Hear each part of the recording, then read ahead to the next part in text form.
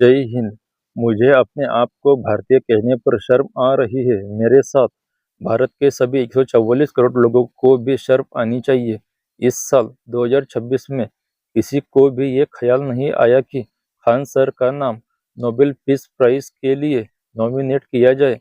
ये गलती मुझसे और सभी 144 करोड़ लोगों से हुई है। इसलिए खान सर, पूरा देश आपसे माफी मांग रहा है। लेकिन खान सर, मैं और इस देश की 144 करोड़ की आबादी आपसे प्रॉमिस करती है कि 2027 में 31 जनवरी तक आपका नाम नॉमिनेशन में दिया जाएगा और हम सभी, सारा देश मिलकर अगले 8 महीनों में उस काबिल बना देंगे। आपको नोबेल पीस प्राइज मिलकर ही रहेगा। देशवासियों, हमारे भारत में अब तक सिर्फ दो ही लोगों को ये पुरस्कार मिल चुका है। पहला, मदर टेरेसा। 1979 में किस काम के लिए इन्हें यह अवार्ड मिला? कोलकाता में गरीबों और बीमारों की सेवा की। मिशनरीज ऑफ चैरिटी स्टार्ट किया। इन्हें ह्यूमैनिटी के लिए काम करने के लिए अवार्ड मिला। दूसरा, पहला सत्यार्थी। 2014 में इन्हें यह अवार्ड मिला। इन्होंने बच्चों को चाइल्ड लेबर से बचाने का काम किया। बचपन चलाओ आंदोलन चलाया। उन्होंने ये अवार्ड शेयर भी किया मलाला यूसुफजई के साथ। भारत देश से कई लोगों के नाम भारत देश से कई लोगों के नाम नॉमिनेट हुए हैं, लेकिन ये पुरस्कार सिर्फ इन दो लोगों को ही मिला है। अब मैं सीधे इम्पोर्टेंट बात आप सभी 144 करोड़ भारतीयों को समझाकर बताता हूँ।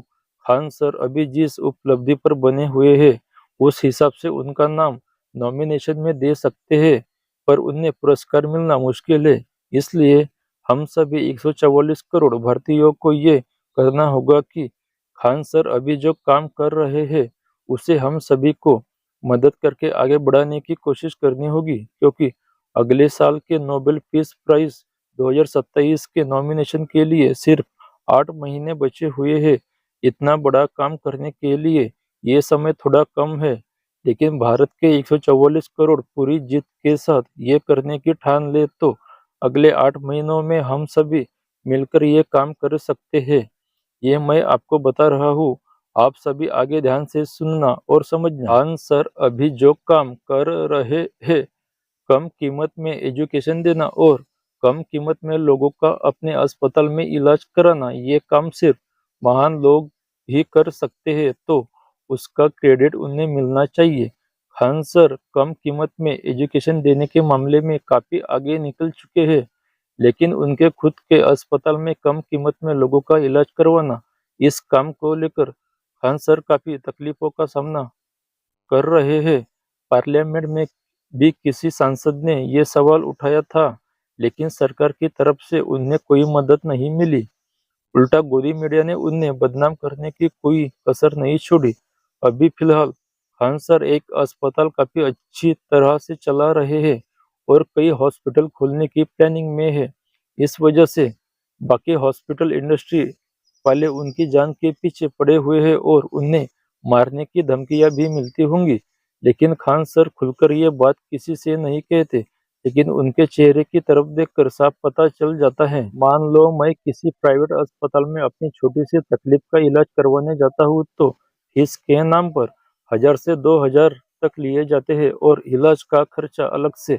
हॉस्पिटल इंडस्ट्री नहीं, लूट करने वाली इंडस्ट्री बन चुकी है ये। इस चेन को तोड़ने के लिए खान सर ने अपनी जिंदगी, अपने परिवार की परवाह किए बिना ये साहसिक कदम उठाया है। अभी खान सर की उम्र ही क्या है, 32 या 33 साल होगी।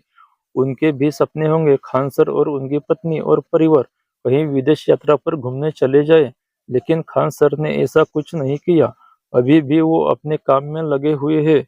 मैं हाथ जोड़कर प्रणाम करना चाहूंगा उन माता जी को जिन्होंने खान सर जैसे बेटे को जन्म दिया भारत की इस पवित्र धरती पर, और प्रणाम करना चाहूंगा खान सर की पत्नी को बहन समझकर, जो अपने खुशियों को दबाकर रखकर खान सर को सपोर्ट कर रही है।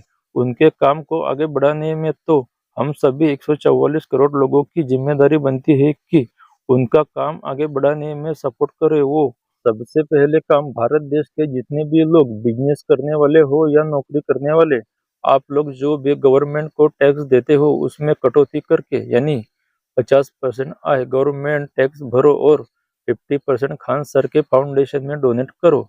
इससे देश की इकोनॉमी भी चलती रहेगी और खान सर का जो मिशन है वो भी काफी तेजी से आगे बढ़ेगा। इंडियन गवर्नमेंट जिस तरीके से टैक्स पर टैक्स लेती जा रही है उस तरीके के सर्विस नहीं मिल रही है आम लोगों को और मिडिल क्लास को भी।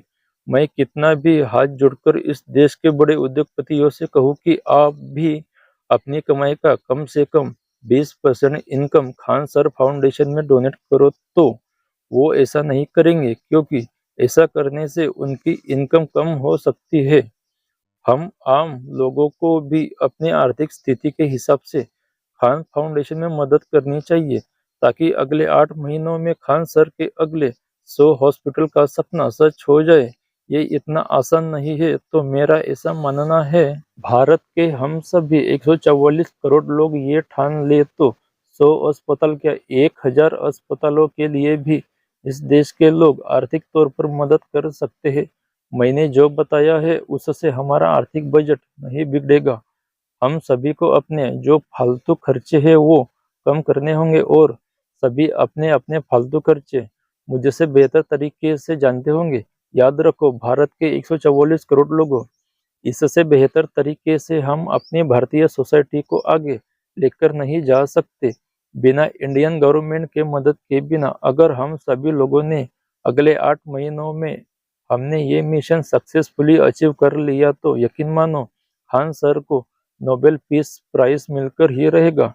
ये खान सर के लिए, इस देश के लिए, इस देश की सोसाइटी के लिए कितना गौरव करने वाली बात होगी। इसके बाद खान सर इंडियन किसानों को आर्थिक हालत सुधारने के लिए भी बहुत बड़ा प्लानिंग करेंगे और भारत के सभी किसान सशक्त बनकर ही रहेंगे, ऐसा मुझे लग रहा है। अब सवाल ये है कि आप सभी मदद कैसे कर सकते हो, तो जवाब है इस वीडियो के पिन कमेंट में और वीडियो के डिस्क्रिप्शन में जो बैंक डिटेल दी गई है उस पर डोनेट कर सकते हैं। एक बात पूरी तरीके से क्लियर बता रहा हूँ कि इस चैनल को खड़ा करने के लिए मेरे पास संसाधन नहीं है, तो मैं आपकी डोनेट की हुई अमाउंट में से ही जितनी ज़रूरत है उतना ही इस चैनल के संसाधन खरीदने के लिए इस्तेमाल करूँगा और बाकी का सारा अमाउंट खान सर के पास जाकर उनके फाउंडेशन में डाल दूंगा। इसके सारे सबूत आपको इसी चैनल पर देखने को मिलेंगे और आप सभी इस बैंक अकाउंट में जो भी अमाउंट डोनेट कर रहे हो उसके सारे एविडेंस अगले 24 घंटे में टाइम डेट कितनी अमाउंट मिली है वो इसी चैनल पर दिखाऊंगा। इसलिए ये वीडियो भारत के सभी लोगों को देखना चाहिए जल्द से जल्द और ज़्यादा से ज़्यादा शेयर करना चाहिए। जय हिंद, जय भारत। अगले कुछ ही घंटों में इसे यूट्यूब, सोशल मीडिया के सभी प्लेटफॉर्म पर पूरी तरीके से वायरल कर दो, तभी ये मिशन हम सक्सेसफुल अचीव कर सकते हैं। जय हिंद, जय भारत। Thanks for watching. जय हिंद खान सर।